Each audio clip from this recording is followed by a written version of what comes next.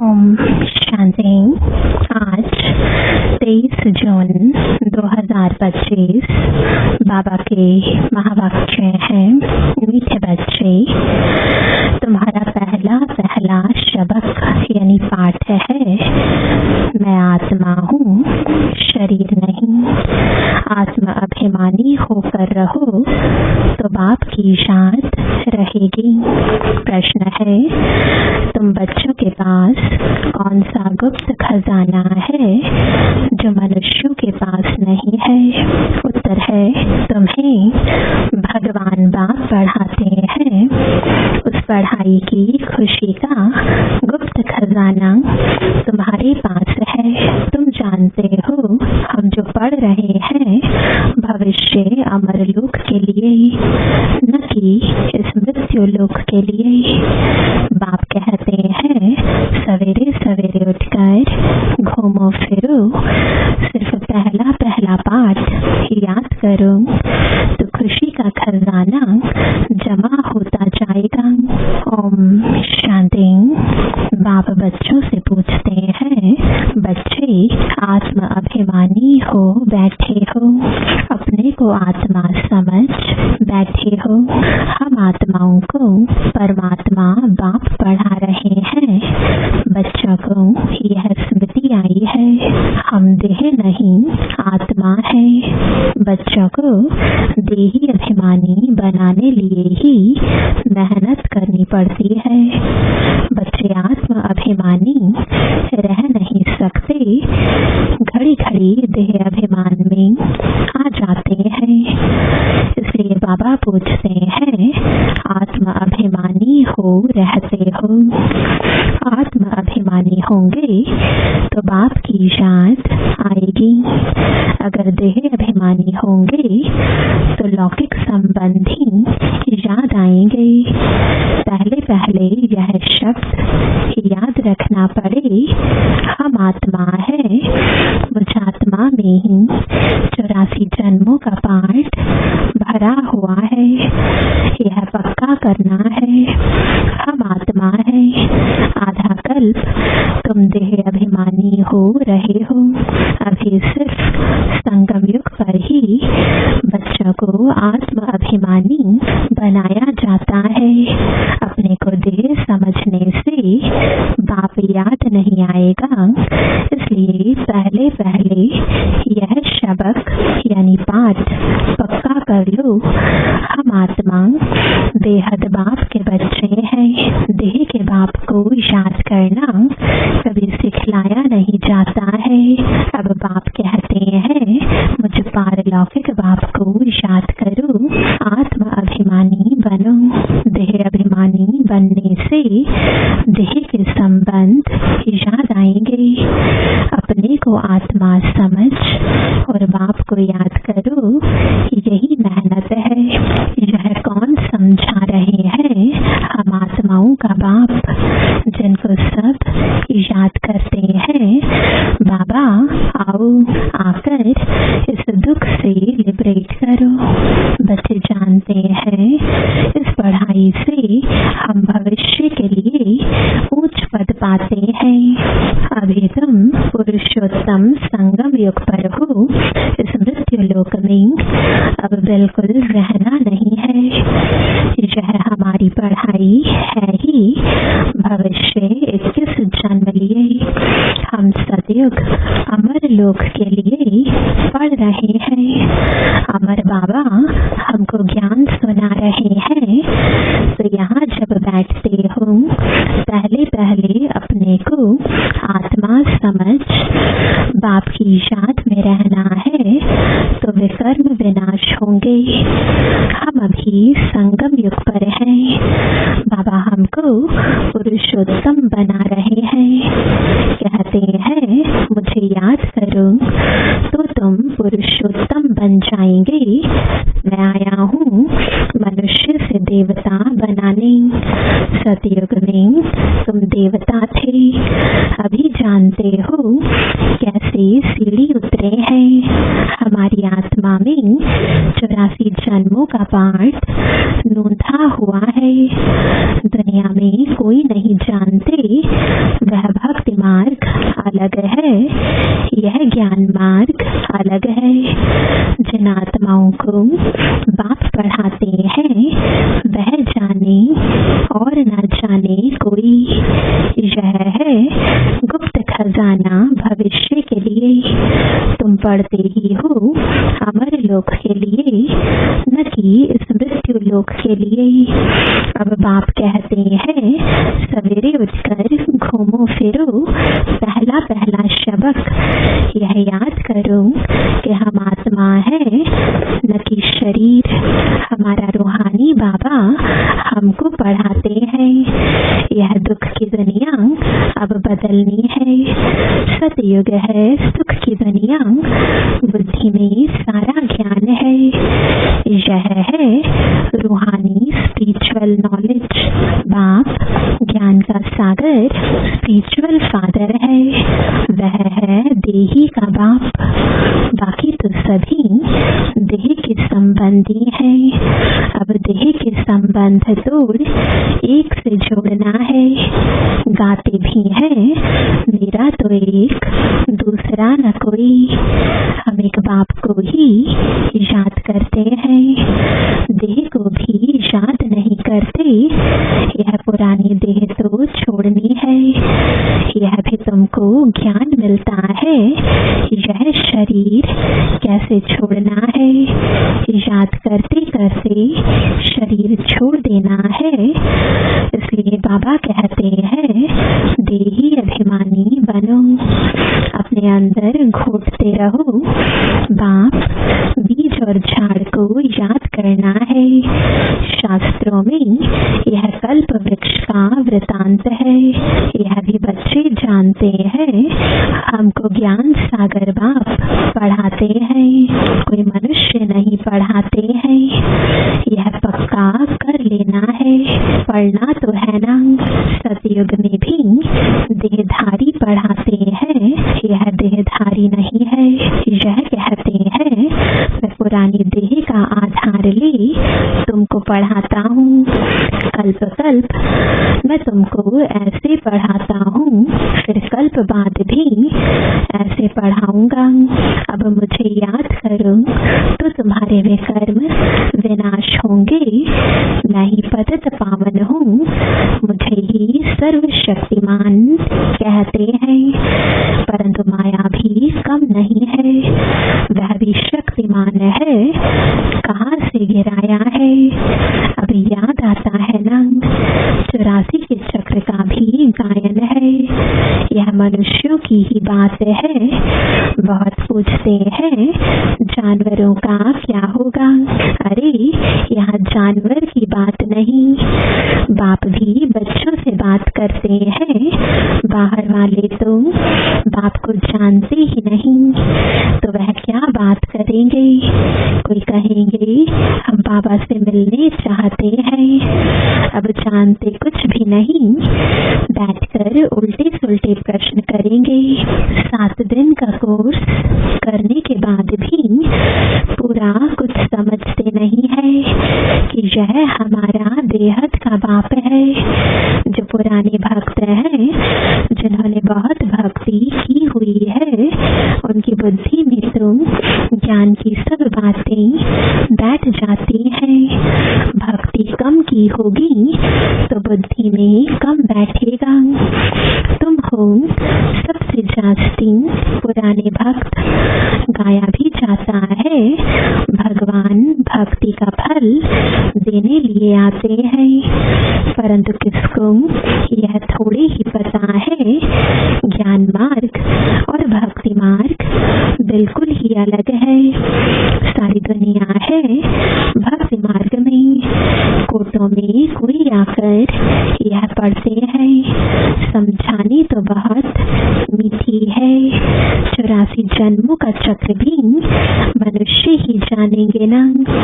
तुम आगे कुछ नहीं जानते थे, शिव को भी नहीं जानते थे।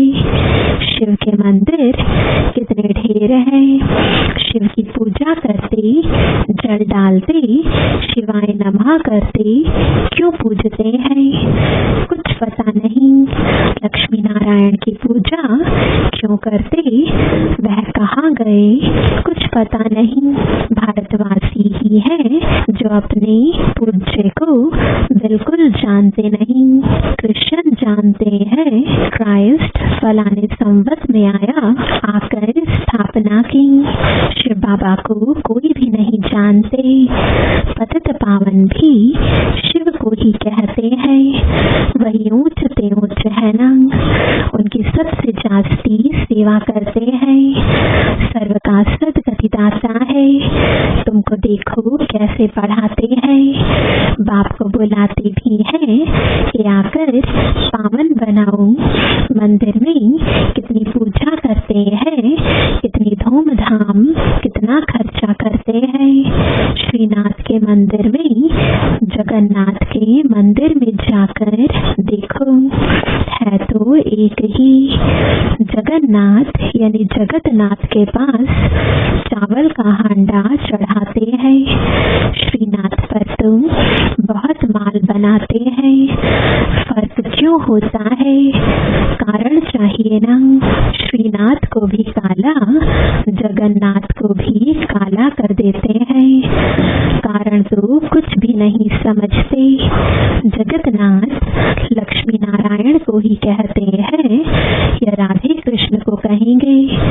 राधे कृष्ण लक्ष्मी नारायण का संबंध क्या है, यह भी कोई नहीं जानते हैं। अभी तुम बच्चों को मालूम पड़ा है कि हम पूज्य देवता थे, फिर पुजारी बने हैं, चक्र लगाया।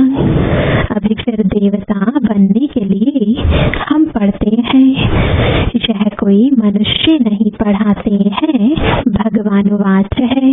ज्ञान सागर भी भगवान को कहा जाता है। यहाँ तो भक्ति के सागर बहुत है। जो पतित पावन ज्ञान सागर बाप को याद करते हैं। तुम पतित बने, फिर पावन जरूर बनना है। यह है ही पतित दुनिया, यह स्वर्ग नहीं है। बैकुंठ कहाँ है, यह किसको पता नहीं है। कहते हैं बैकुंठ गया तो फिर नर्क का भोजन आदि तुम उनको क्यों खिलाते हो। सतयुग में तो बहुत ही फल फूल आदि होते हैं। यहाँ क्या है, यह है नर्क। अभी तुम जानते हो बाबा द्वारा हम स्वर्गवासी बनने का पुरुषार्थ कर रहे हैं। पतित से पावन बनना है। बाप ने युक्ति तो बताई है, कल्प कल्प बाप भी युक्ति बतलाते हैं। मुझे याद करो तो वे कर्म विनाश होंगे। अभी तुम जानते हो हम पुरुषोत्तम संगम युग पर हैं। तुम ही कहते हो बाबा हम 5000 वर्ष पहले यह बने थे। तुम ही जानते हो कल्प कल्प यह अमर कथा बाबा से सुनते हैं। बाबा ही अमरनाथ है। बाकी ऐसे नहीं कि पार्वती को बैठ कथा सुनाते हैं। वह है भक्ति। ज्ञान और भक्ति को तुमने समझा है। ब्राह्मणों का दिन और फिर ब्राह्मणों की रात बाप समझाते हैं। तुम ब्राह्मण हो ना।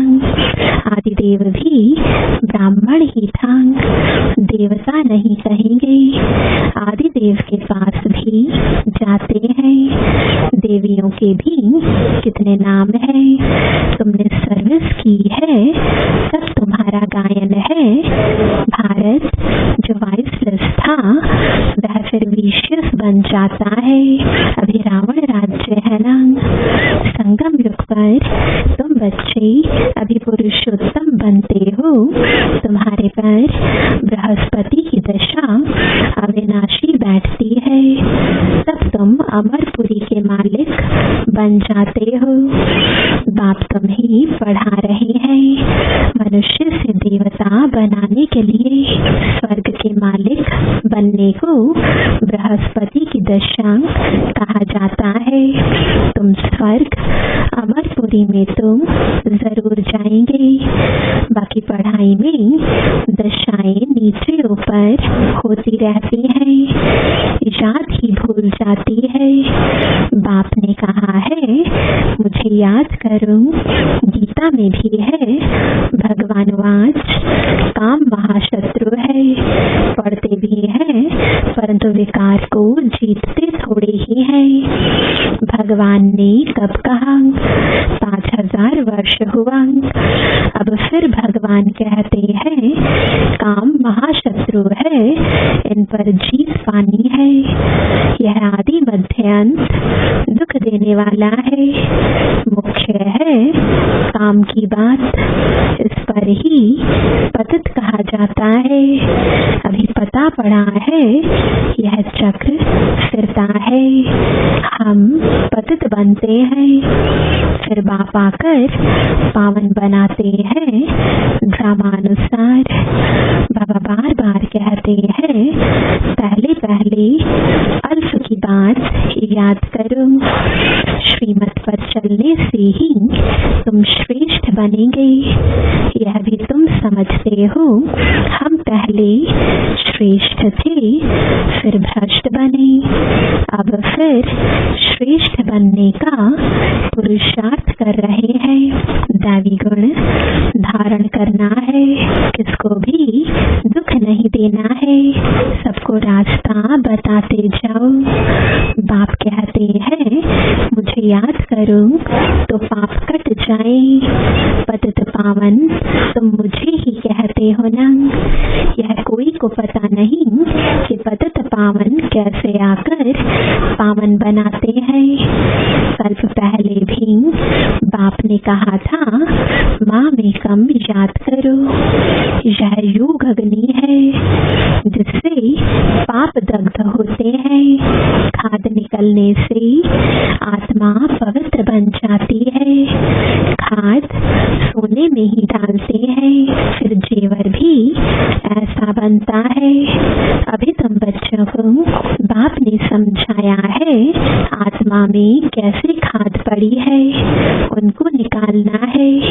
बाप का भी ड्रामा में पार्ट है जो तुम बच्चों को आकर देही अभिमानी बनाते हैं। पवित्र भी बनना है। तुम जानते हो सतयुग में हम वैष्णव थे, पवित्र गृहस्थ आश्रम था। अभी हम पवित्र बन और विष्णुपुरी के मालिक बनते हैं। तुम डबल वैष्णव बने हो, सच्चे सच्चे वैष्णव तुम हो। वह है विकारी वैष्णव धर्म के, तुम हो निर्विकारी वैष्णव धर्म के। अभी एक बाप को याद करते हो और नॉलेज जो बाप में है वह तुम धारण करते हो। तुम राजाओं का राजा बनते हो। वह राजाएं बनते हैं अल्पकाल एक जन्म के लिए। तुम्हारी राजाई है 21 पीढ़ी अर्थात फुल एज पास करते हो। वहाँ कब अकाले मृत्यु नहीं होगा। तुम काल पर जीत पाते हो। समय जब होता है तो समझते हो अब यह पुरानी खल छोड़ नई लेनी है। तुमको साक्षात्कार होगा। खुशी के बाजे बजते रहते हैं। तमो प्रधान शरीर को छोड़ सतो प्रधान शरीर लेना यह तो खुशी की बात है। वहाँ 150 वर्ष आयु एवरेज रहती है। यहाँ तो अकाले मृत्यु होती रहती है क्योंकि भोगी है। जिन बच्चों का योग यथार्थ है उनकी सर्व कर्मेंद्रियां इंद्रियां योग बल से वश में होंगी। योग में पूरा रहने से कर्म इंद्रियां शीतल हो जाती हैं। सतयुग में तुमको कोई भी कर्म इंद्रियां धोखा नहीं देती हैं। कभी ऐसे नहीं कहेंगे कि कर्म इंद्रियां वश में नहीं है। तुम बहुत ऊंच से ऊंच पद पाते हो। इनको कहा जाता है बृहस्पति की अविनाशी दशा। बृहस्पति मनुष्य सृष्टि का बीज रूप है। बाप बीज है ऊपर में, उनको याद भी ऊपर में करते हैं। आत्मा बाप को याद करती है। तुम बच्चे जानते हो बेहद का बाप हमको पढ़ाते हैं। वह आते ही एक बार है अमर कथा सुनाने। अमर कथा कहो, सत्यनारायण की कथा कहो, उस कथा का भी अर्थ नहीं समझते हैं। सत्यनारायण की कथा से नर से नारायण बनते हैं। अमर कथा से तुम अमर बनते हो। बाबा हर एक बात क्लियर कर समझाते हैं। अच्छा, मीठे मीठे सिकिलते बच्चों प्रति माता पिता बाप दादा का याद प्यार और गुड मॉर्निंग। रूहानी बाप की रूहानी बच्चों को नमस्ते। रूहानी बच्चों की रूहानी बाप दादा को गुड मॉर्निंग और नमस्ते। धारणा के लिए मुख्य सार है। पहला, योग बल से अपने सर्व कर्म इंद्रियों को वश में करना है। एक वृक्षपति बाप की याद में रहना है। सच्चा वैष्णव अर्थात पवित्र बनना है। दूसरा, सवेरे उठकर पहला पाठ पक्का करना है कि मैं आत्मा हूँ, शरीर नहीं। हमारा रूहानी बाबा हमको पढ़ाते हैं यह दुख की दुनिया अब बदलनी है। ऐसे बुद्धि में सारा ज्ञान सिमरण होता रहे। वरदान है हर खजाने को कार्य में लगाकर पद्मों की कमाई जमा करने वाले पद्मा पदम भाग्यशाली भव। हर सेकंड पद्मों की कमाई जमा करने का वरदान ड्रामा में संगम के समय को मिला हुआ है। ऐसे वरदान को स्वयं प्रति जमा करो और औरों के प्रति दान करो। ऐसे ही संकल्प के खजाने को, ज्ञान के खजाने को, स्थूल धन रूपी खजाने को कार्य में लगाकर पद्मों की कमाई जमा करो। क्योंकि इस समय स्थूल धन भी ईश्वर अर्थ समर्पण करने से एक नया पैसा एक रत्न समान वैल्यू का हो जाता है। तो इन सर्व खजानों को स्वयं के प्रति व सेवा के प्रति कार्य में लगाओ तो पद्मा पदम भाग्यशाली बन जाएंगे। स्लोगन है, जहाँ दिल का स्नेह है वहाँ सबका सहयोग सहज प्राप्त होता है। आज का अव्यक्त इशारा, आत्मिक स्थिति में रहने का अभ्यास करो, अंतर्मुखी बनो। अब ऐसे ट्रांसपेरेंट यानी पारदर्शी हो जाओ जो आपके शरीर के अंदर आत्मा विराजमान है वह स्पष्ट सभी को दिखाई दे। आपका आत्मिक स्वरूप उन्हों को अपने आत्मिक स्वरूप का साक्षात्कार कराए। इसको ही कहते हैं अव्यक्त व आत्मिक स्थिति का अनुभव कराना। ओम शांति।